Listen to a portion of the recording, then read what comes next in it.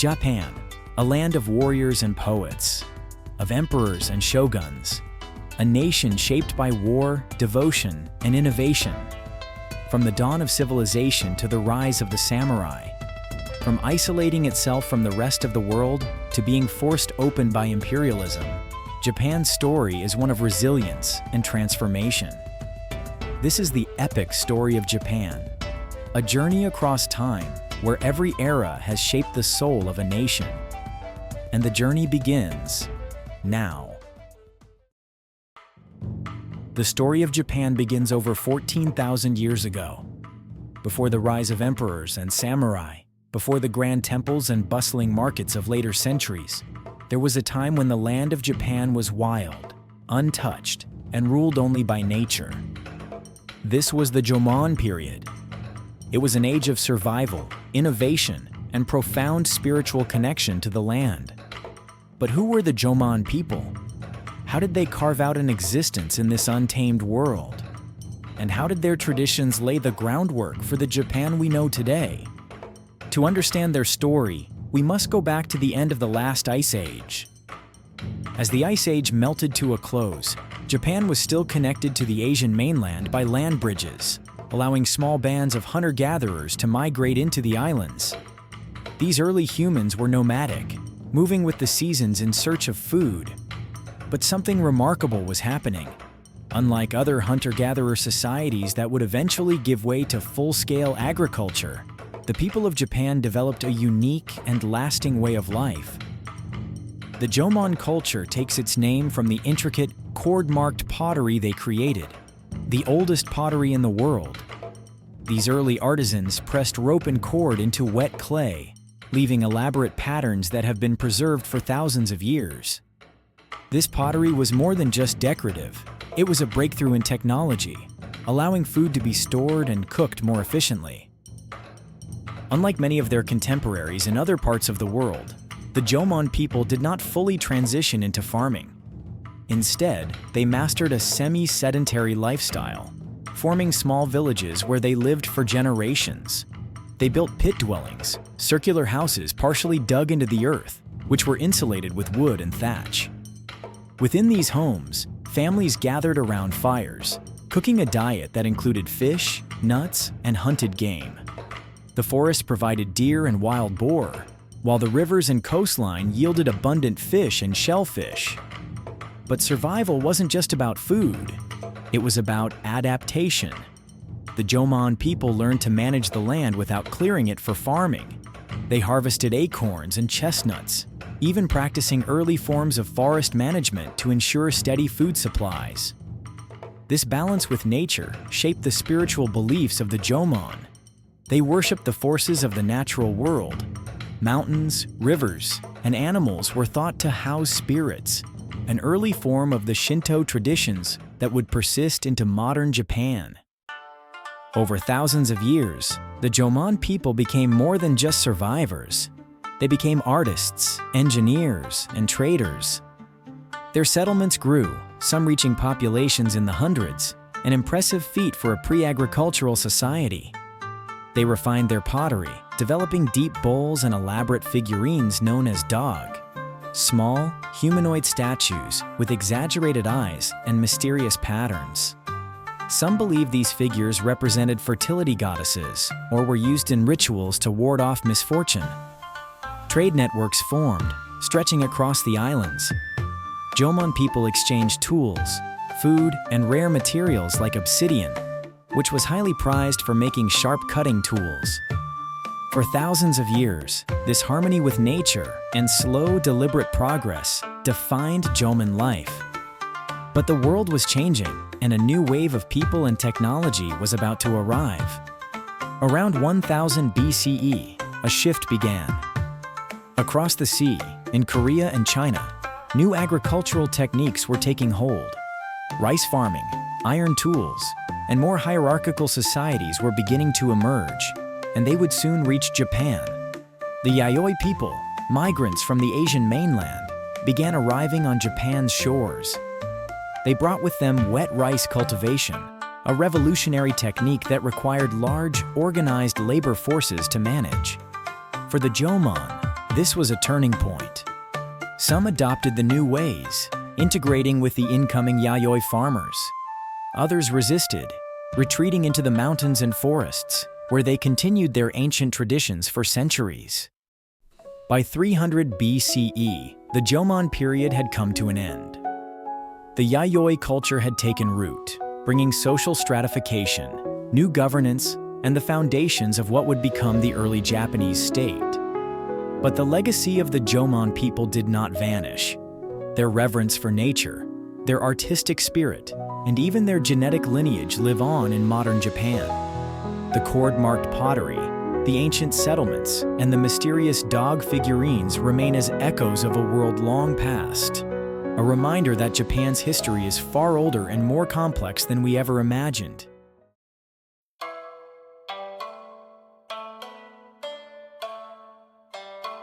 From across the sea, they came, not in armies, but in waves. Small groups of migrants from the Korean peninsula and the Asian mainland, seeking new lands. What they brought with them would change Japan forever. It was around 300 BCE when these newcomers reached the southern shores of Kyushu.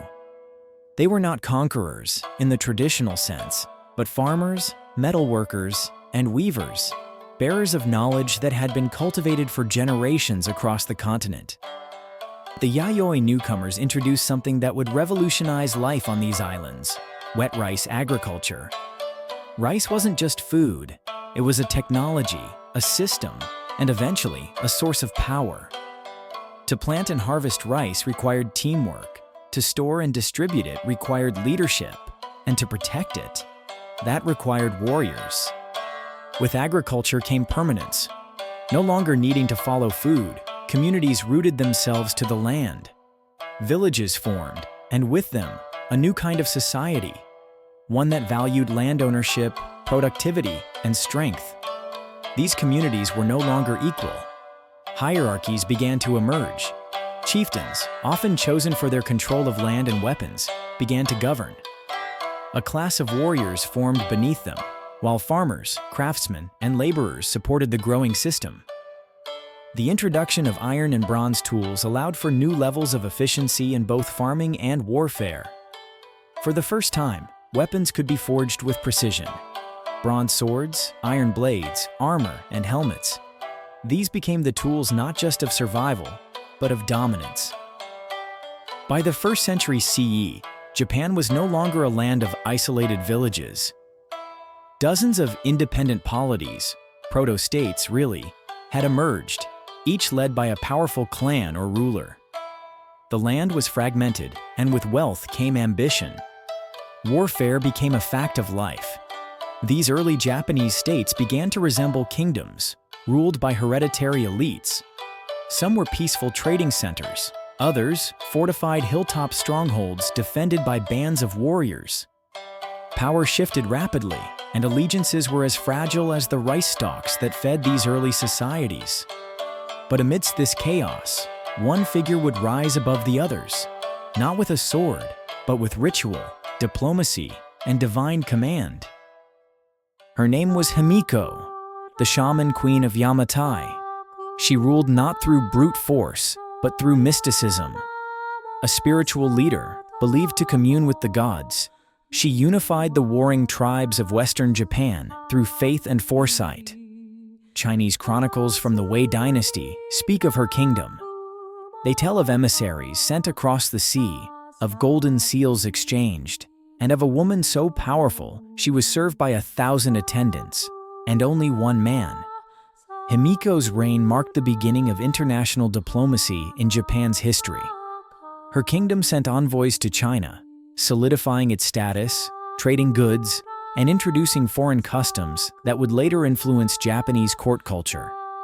Her death around 248 CE sparked chaos. Without her guidance, Yamatai fell into disarray. But the concept of a central authority, of unification under a spiritual sovereign, had taken root and would never disappear. As the Yayoi period drew to a close, Japan stood at a crossroads. The social structures once built on cooperation had given way to a struggle for supremacy. warfare between clans became more organized and more devastating. The need for a unifying force became undeniable. It was during this time that a new power began to rise in the Kinai region, the Yamato clan. Through military conquest, diplomacy, and religious authority, they would begin the unification of Japan under a central leadership. And so, the Yayoi Period, an era of farming, migration, innovation, and political birth, faded into history. In its place, a new chapter would begin. A chapter of rulers and warriors, of great tombs and imperial lineages. The Kofun Period had arrived.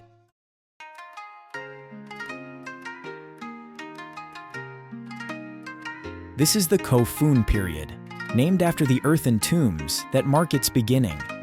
And with it comes the story of the Yamato, the clan that would forge the first true state in Japanese history.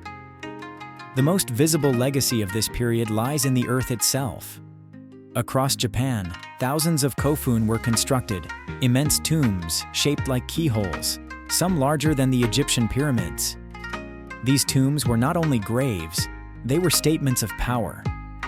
Their sheer size required massive labor forces, centralized planning, and immense resources. Only the most powerful elites could command such efforts, proving their authority not just in life, but in death.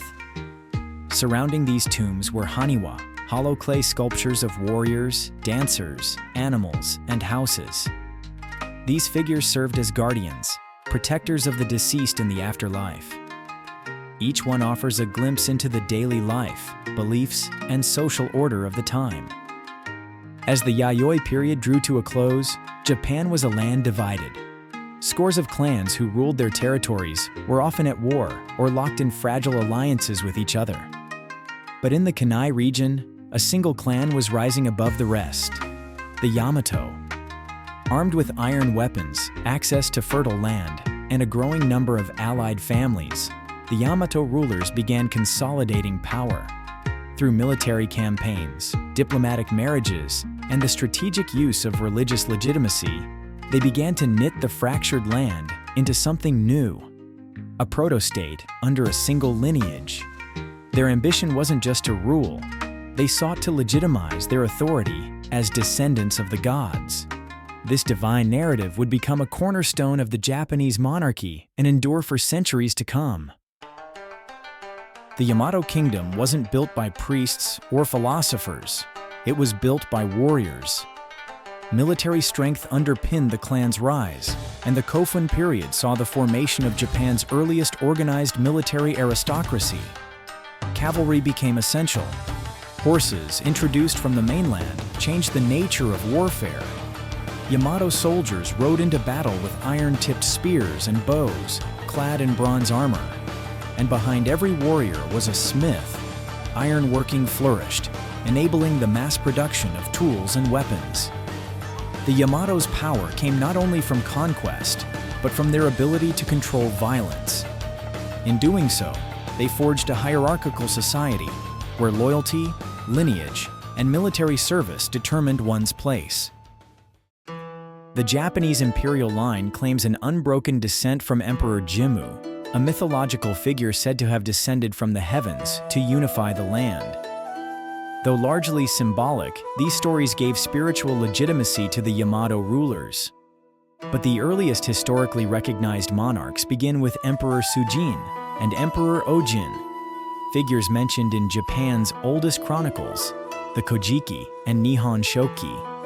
Sujin is credited with organizing the kingdom's religious rites and consolidating clan authority. Ojin, meanwhile, is revered as a warrior king and later deified as Hachiman, the god of war. But no ruler of this era left a more lasting mark, literally, than Emperor Nintoku. His tomb, the Daisen Ryo Kofun, is the largest in Japan and one of the largest tombs in the world. Measuring over 800 feet long, it dwarfs the surrounding landscape, shrouded in trees and mystery. It is not simply a grave, it is a monument to divine kingship, a declaration of sacred authority carved into the earth. Inside, Nyentoku was likely buried with mirrors, weapons, armor, and the emblems of rulership, symbols to carry his status into the afterlife. His reign, according to legend, was marked by peace and a deep concern for the welfare of the people. Whether myth or memory, Nyentoku's name would become synonymous with benevolent kingship, the ideal to which future emperors aspired. Powerful though they were at home, the Yamato rulers sought legitimacy abroad. They sent emissaries to the Chinese dynasties, Wei, Jin, and later Liang, seeking recognition, alliances, and trade. Chinese records refer to a series of kings of Wa, rulers of early Japan, who were granted official titles by the emperor. In return, Japan received silk, mirrors, books, and new ideas. From these exchanges, the Yamato court began to adopt Chinese models of governance, architecture, and religious thought. The seeds of a bureaucratic state were being sown, one modeled after the great dynasties of the continent. Even as Chinese ideas flowed in, the Yamato maintained their unique identity, rooted in Shinto, the ancient animistic faith of Japan. The Yamato claimed descent from the sun goddess Amaterasu, and with it, the right to rule all of Japan. This divine ancestry was more than myth. It was a political doctrine used to unite the people under a sacred lineage. Shinto shrines were built across the kingdom. Rituals were performed to appease the kami, spirits of nature and ancestors. These beliefs would become a permanent part of Japanese identity, intertwining religion with rulership. By the 5th century CE, the Yamato had extended their reach from Kyushu to the northern plains of Honshu. Their rule was not yet absolute, but it was recognized and increasingly centralized. It was a time of transition, from fragmented clans to a single royal house, from tribal rites to organized religion, from oral memory to written chronicles. The stage was now set for Japan's next transformation. A new religion was on the horizon, one that would challenge the old ways and define the next chapter of Japan's history.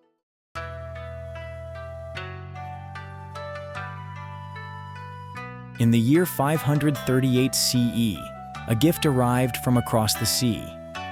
A statue of the Buddha, cast in gold, serene and radiant, was presented to the Yamato court by emissaries from the kingdom of Baekji.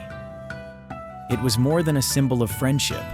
It was a challenge to the old ways, and the first tremor in a spiritual and political earthquake that would shake the very foundations of Japan.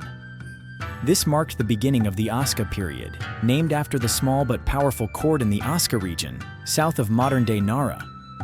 It would become an age of reform, conflict, and awakening, when Japan first truly began to define itself as a nation with its gaze fixed on the future. Buddhism, with its doctrines of rebirth and enlightenment, was alien to Japan's native Shinto beliefs, a spiritual world rooted in the worship of nature and ancestral spirits. Its arrival sparked an intense and violent ideological and political conflict. On one side stood the Soga clan, powerful and progressive, embracing foreign ideas and Buddhism as tools for statecraft and legitimacy. On the other, the Mononobe and Nakatomi clans, defenders of the traditional ways, who saw Buddhism as a threat to the native gods. When Emperor Yomei, a Soga ally, died in 587, the fragile balance shattered.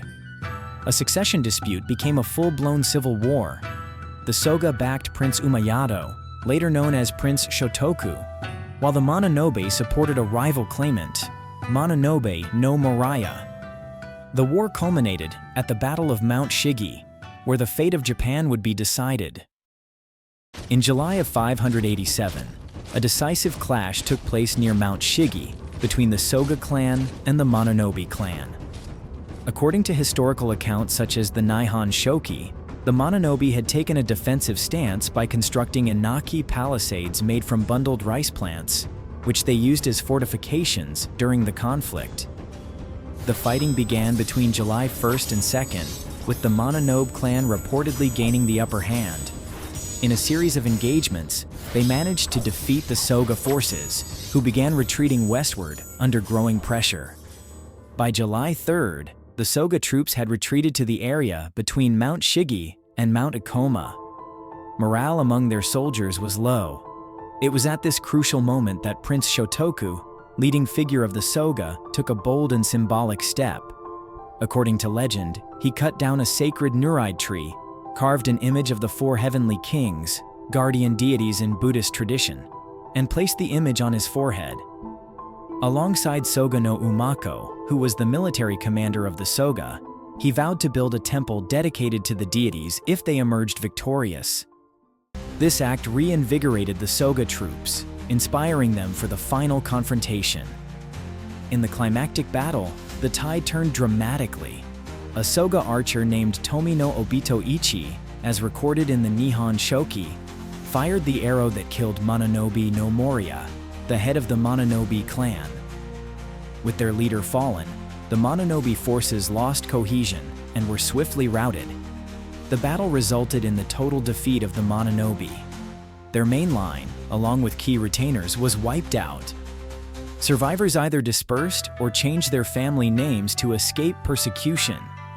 With the collapse of their strongest opposition, the spread of Buddhism in Japan accelerated significantly. With the Mononobe gone, the Soga installed Empress Suiko as sovereign, and Prince Shotoku became regent. His vision reshaped Japan's destiny. In 604, he issued the 17-article Constitution, a political philosophical treatise promoting Confucian harmony, Buddhist compassion, and the divine status of the emperor. It emphasized loyalty, duty, and moral governance, principles that would form the ideological bedrock of the Japanese state. Prince Shotoku also launched Japan's first embassies to China, asserting Japanese sovereignty by calling the Emperor of Japan the ruler of the land of the rising sun. His reign saw the birth of institutions, the promotion of literacy, and the spread of Buddhism as a civilizing force. But with power comes ambition. Not long after Shotoku's death, the Soga clan grew too bold, wielding influence like emperors themselves. Their dominance and the increasing extravagance of the court led to resentment. In 645, a young noble named Nakatomi no Kamatari, allied with Prince Naka no Oe, launched what would later be known as the Ishii Incident. This was nothing less than a violent palace coup. Soga no Iruka, the leader of the Soga family, was assassinated during a court ceremony. His body fell before the very eyes of the empress. Afterwards, the empress renounced the throne and was replaced by Emperor Kotoku. The new emperor, along with Imperial Prince Naka no Oe, who would eventually become Emperor Tenji, embarked on a bold transformation of society in what would be known as the Taika reforms. Modeled after the bureaucratic system of Tang China, these reforms centralized power in the hands of the emperor. Land was declared the property of the state, taxed, and redistributed. A census was taken. Provinces were formalized. Imperial envoys were dispatched. The bones of a real state, structured, codified, and expansive, were taking shape. For over a century, the small valley of Asuka had been the beating heart of Japan's transformation, from clan confederation to centralized state, from Shinto mysticism to Buddhist cosmopolitanism. But by the late 7th century, the Asuka period was reaching its end. The spiritual energy that once made the valley sacred now felt politically cramped. The elite Yamato court was expanding, and Asuka's narrow hills could no longer contain the ambitions and plots of its various factions. The valley that once hosted sacred shrines and monumental Buddhist temples was now considered too small, too sacred, and too vulnerable. Administrators and architects turned their eyes northward, to the Yamato Plain, where the land was flatter, the space greater, and the symbolism newer. A new capital was constructed, based on the Chinese grid style used for city planning. This city would be known as Fujiwara-Kyo. But even this great city would not remain the capital long. In 710, the capital would move once again. and this time to the new city of Heijō-kyo. This move marked more than the relocation of a capital. It marked the end of the Asuka Period. It had been an era of awakening, a time when Buddhism first crossed the sea, planting roots deep in Japan's spiritual soil.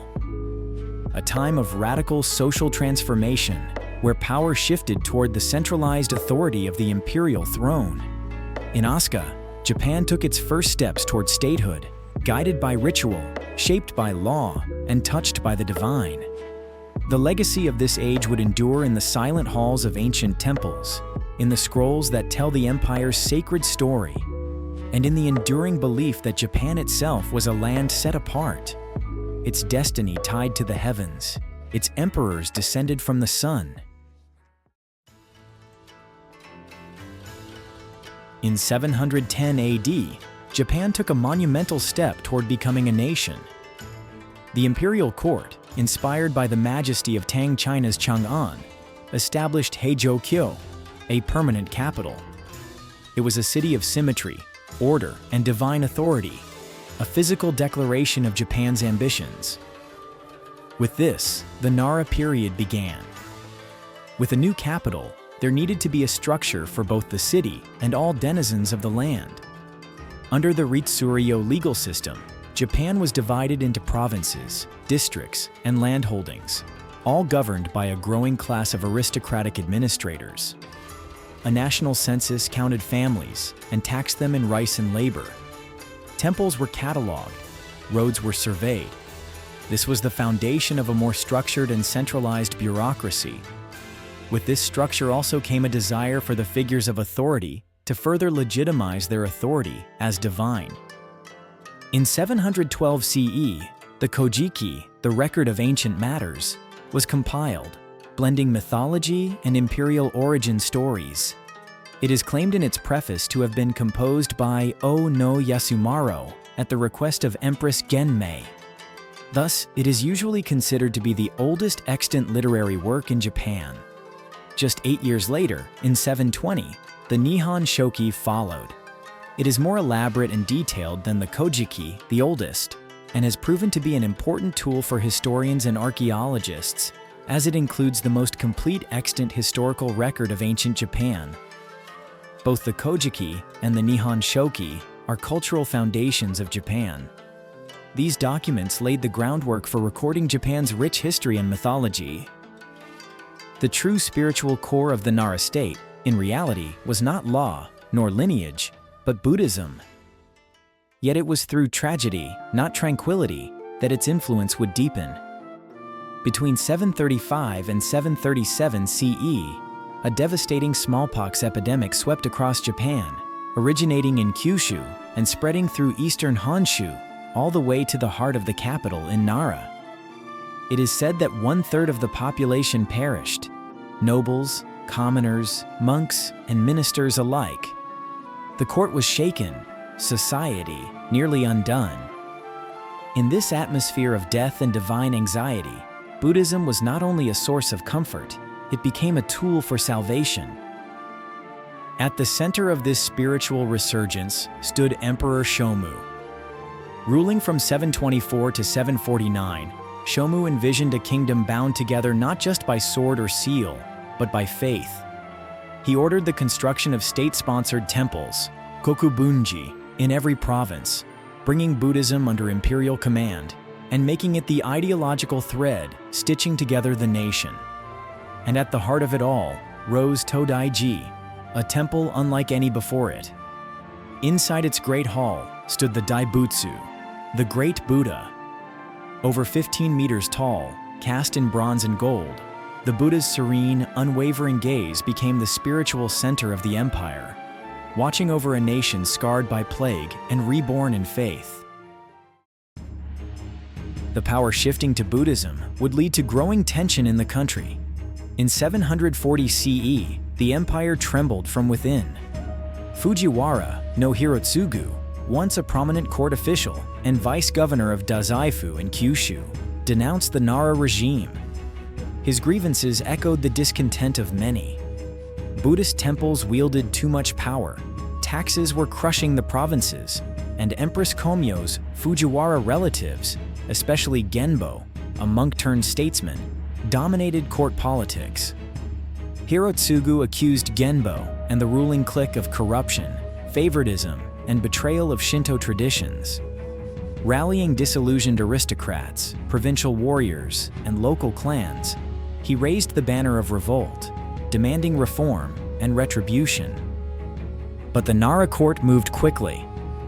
Within weeks, a government army of over 17,000 troops, many drawn from eastern provinces, was dispatched to crush the rebellion.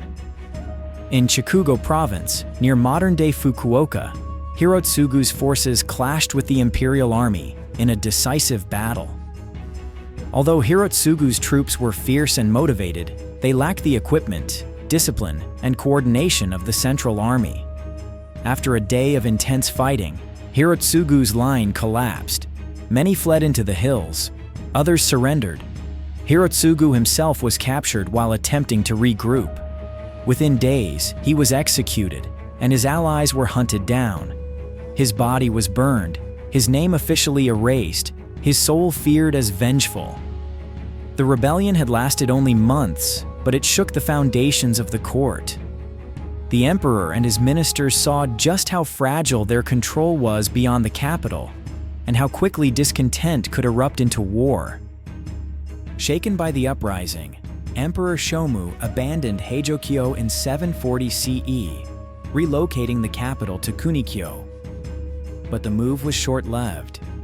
In 744, he shifted again, this time to Shigaraki-kyo, a quiet retreat favored by Buddhist monks like Gyoki. Yet fires and political unrest made it untenable as well. By 745 CE, the court returned to Nara, a retreat disguised as restoration. These constant capital moves began to take their toll on the people. The dream of a permanent capital had faltered, and the emperor's divine authority had been bruised. After Shomu's death, his daughter Empress Koken assumed the throne. In her second reign as Empress Shotoku, she drew close to a powerful monk, Dokyo. Wise, ambitious, and charismatic, Dokyo ascended to unprecedented political heights, controlling appointments, commanding the military, and even aspiring to become emperor himself. When Empress Shotoku died in 770 CE, the court acted swiftly. Dokyo was exiled, and new laws were drafted to prevent religious figures from assuming political power again. The message was clear: Japan was a divine monarchy, not a Buddhist theocracy. Despite political turbulence, Nara experienced a cultural renaissance. The Man-yoshu, compiled in the late 8th century, captured voices from all classes in over 4,000 poems. Buddhist sculpture, Chinese-style architecture, and courtly fashion flourished. Japan absorbed the best of China and made it its own. Through diplomacy with the Tang court, music, medicine, calligraphy, and Confucian thought enriched Japan's cultural palette. By the end of the 8th century, Heijokyo had become unsustainable. Bureaucracy bloated, temple estates grew too powerful, factionalism crippled governance, and the imperial family sought escape. In 784, Emperor Kanmu moved the capital to Nagaoka-kyo, but flooding, scandal, and assassination followed. The new city was cursed.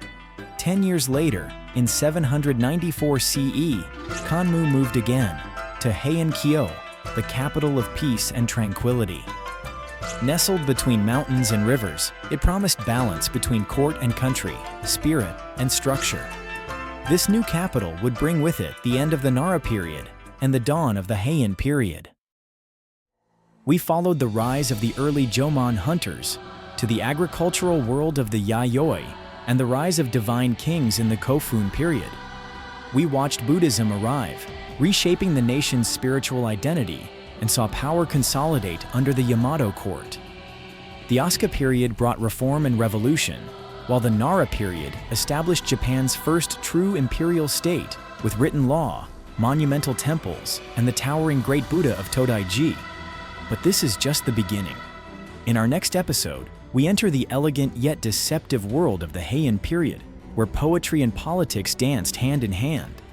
Beyond that lies the Genpei War, a clash between samurai clans that will change Japan forever, and the chaos of the Sengoku Jidai, where warlords fight for control in an age of steel and fire.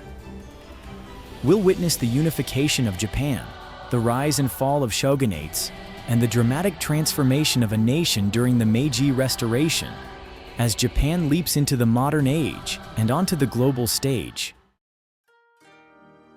Hey, thank you so much for watching. This was just part 1 of the incredible story of Japan, and I'm already working on part 2, so make sure to subscribe so you don't miss it when it drops. If you enjoyed the video, hit that like button and leave a comment. I'd love to hear your thoughts, your feedback, and especially what historical places or events you'd like me to dive into next for a full series. There's so much more to come, not just Japan, but many other fascinating civilizations and the powerful moments that shaped history. So stick around as we keep unraveling the past, one story at a time.